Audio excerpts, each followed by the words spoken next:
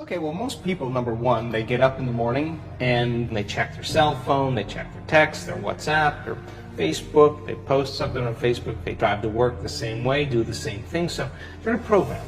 They've actually lost their free will to the program. Wow. So if you start your day, and you start your day with this simple question: what is the greatest ideal of myself that I can be today? You ask yourself that question. Now listen, your body's going to go like, well, you got to get a cup of coffee, and you got to. I'm tired. Yeah. And you got to go, body. You're not the mind. I'm the mind right now. You're going to sit here. I'm going to feed you. You're going to get your coffee. You're going to do all those things. But right now, this is my time. You're going to obey me, right?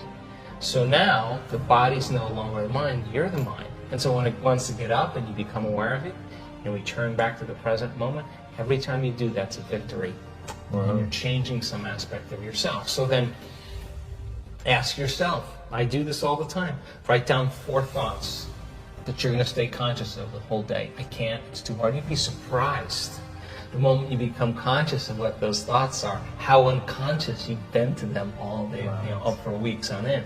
Write down what you speak, how you speak, 4 things you want to change, how you act. How do you act? Do you complain? Do you blame? Do you make excuses? Do you feel sorry for yourself? That's a victim consciousness. What emotions do you live by? Is it possible that you're so used to living by guilt you don't even know it's guilt, it just feels like you? Do you allow your energy to drop? Become conscious of those states of mind and body and review them and say, this is the old self. Then say, what thoughts do I want to fire and wire in my brain? And start firing and wiring and start feeling it. What behaviors will I demonstrate today? What choices will I make? One day, one lifetime. And just like you did, rehearse them. Rehearse the whole entire thing. Begin to install the neurological hardware in your brain. And if you keep installing it, the hardware is going to become a software program. You're going to start thinking and acting that way. And then here's the tough part. Can you teach your body emotionally what your future is going to feel like before it's made manifest? And don't get up until you feel that way. Now, practice that for a few days, and then see if you can stay in that state and watch all of a sudden all those weird doors start opening for you. Synchronicities. Synchronicities, whatever they are. Number 2, take up time at the end of your day. Before you lay down, and give thanks for your life. And feel gratitude. And really teach your body what it feels like.